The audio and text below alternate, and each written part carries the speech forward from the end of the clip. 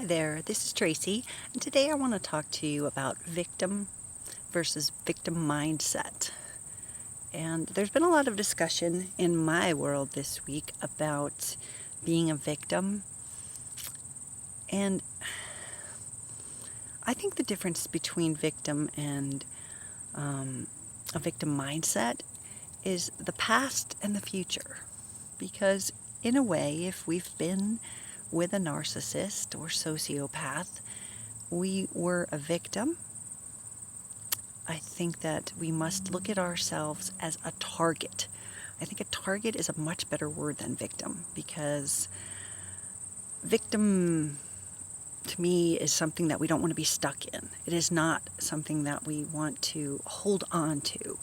And through education, through learning about narcissists, as you are doing if you are on a narcissist abuse YouTube channel, through learning about that, we need to not only learn about the red flags of a narcissist, the behaviors and patterns, and we need to suck that all in. Do not get me wrong. We need to understand that so that it never happens again.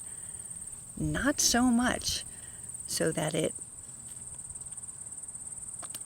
gives any power to it, because that was the past.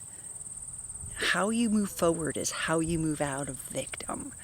If you can understand, after you learn all the accountability and all of the things that brought you to being a target, and a perfect target, right? I'm sure that every single one of us can answer this and say, yes, I was a target. It's a much better word, don't you think, than victim?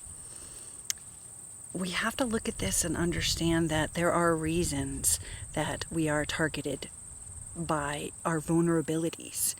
And in a great book, I'm going to read a little paragraph right now, Love Frauds by Donna Anderson. Great YouTube channel, great book, and great blog, lovefraud.com. And Donna has done a lot of research, more research, I think, than anybody in actually surveying victims, surveying people that have been in these relationships. And what's important to understand in this healing pattern is the vulnerabilities that made you a target. And please don't think that they're bad vulnerabilities. These are situations of life that have been there. But if we just don't put that out there, if we just kind of hold those things inside, don't make ourselves that, we won't be as vulnerable to the narcissist or sociopath. I'm going to read some of the things that she's written, and let's see if any of them hold true for you. Let's see if any of them have a meaning for you. Of her survey, 20% say that they were wounded. They say that they were vulnerable because they had just ended a relationship. Maybe they were getting a divorce. They were in a bad or abusive marriage, or they had been in an abusive family of origin. 16% said they needed love. They were looking for love, attention, and a sense of connection. They wanted to be protected, and they needed to be needed. I don't know about you, but so far, I'm a 2 for 2. Lonely, 14% said that they perceived emptiness in their life and that they had ended a relationship or been in a long-term committed relationship, and their children were grown or no longer needed them, so they were lonely. Whatever the reason was that attracted you to a narcissist, and you became a target. We can't not be lonely. We just have to understand our accountability in this. Empathy. 14% said that they were empathetic and caring. They felt compelled to help other people and responded to appeals of sympathy. Now, we know narcissists like to be the victims. They need sympathy, and they play into this. So if there's a way that you can look at yourself and look at the series of events that happened with your narcissist, if you can look deep inside and Find another way to empathize with someone if you don't have to help them. Does that make sense? You can empathize with them. Gosh, I'm sorry that, whatever it was. But just don't let them steal you into their story, which, as we know, is just a story. These aren't real. But we don't know that. 11% had low self-esteem. Respondents were mentioned they had low self-esteem, a lack of confidence, insecurity, shyness, and low regard for themselves.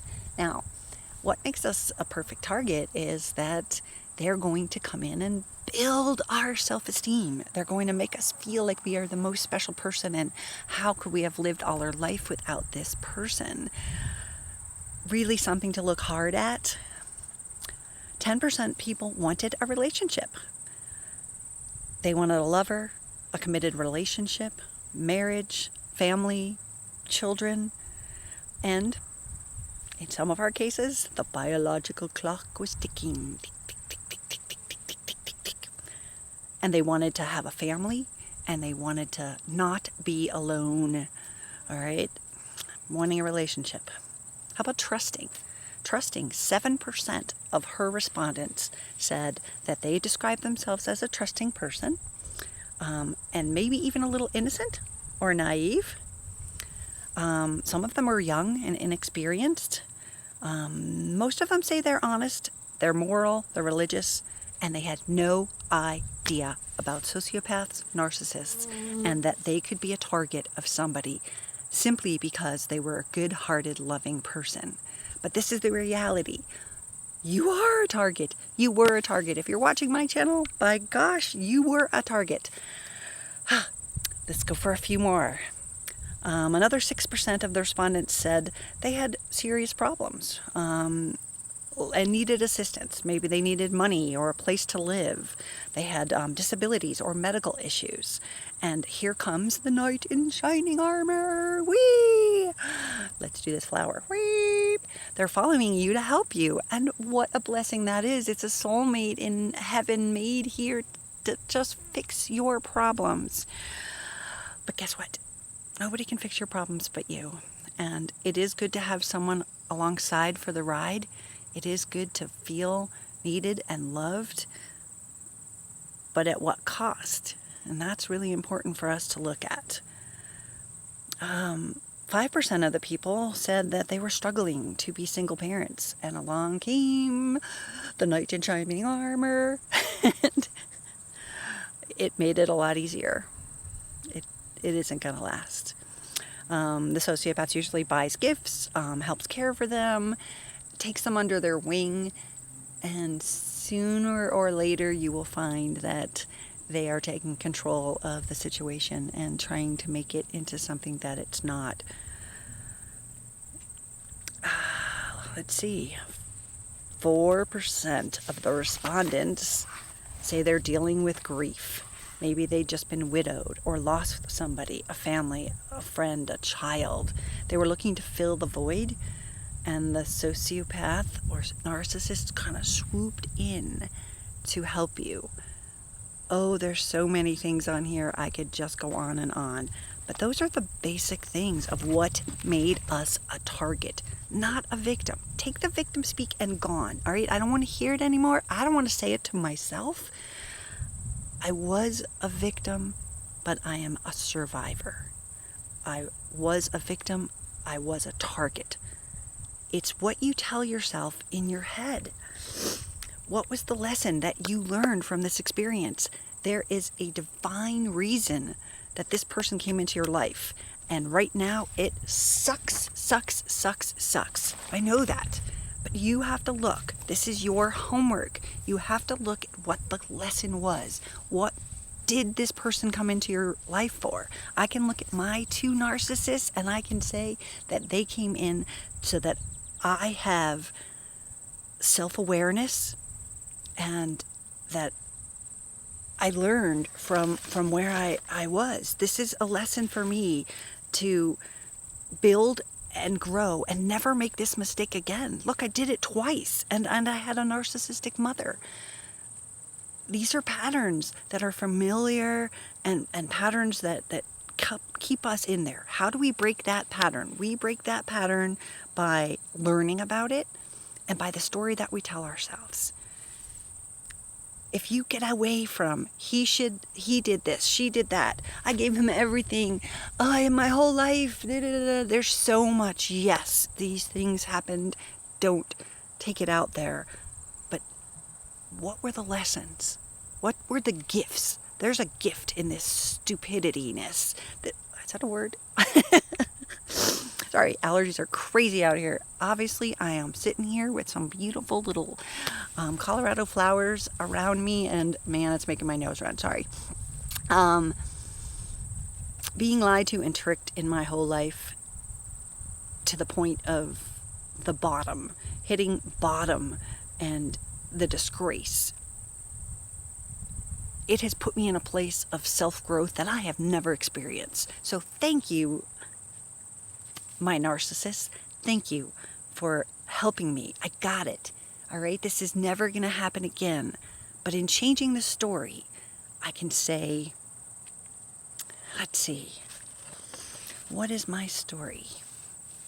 Instead of he did this, she did that, I can say, I have learned that I am worth love. I have learned that I am a good person, and I don't need someone else to validate me. I don't need this, and I am not a victim. I want to encourage you to take victim out of your vocabulary and turn it around. Write an affirmation for yourself about what you learned. I don't care if it was a 35-year marriage. There was a reason that person was here, and you know what? There's a reason they're gone. That's even better. Hold on to that. You get another chance. I don't care if you're 55 years old or you're 20. You get another chance. It's like another lottery ticket.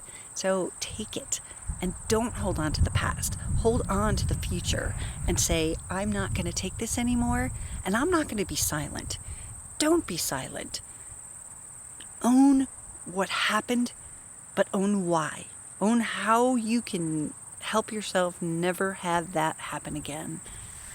There are so many beautiful things, and if we take gratitude into our life, gratitude for this beautiful flowers, the sky, the cornfield I'm looking at, if we take into this the hawk that is flying by, God, he is beautiful. Thank you. And take away and stop thinking about the bad. That is the only way we go from victim to survivor. This is Tracy, and this is my Sunday morning message. Have a great day. Peace out.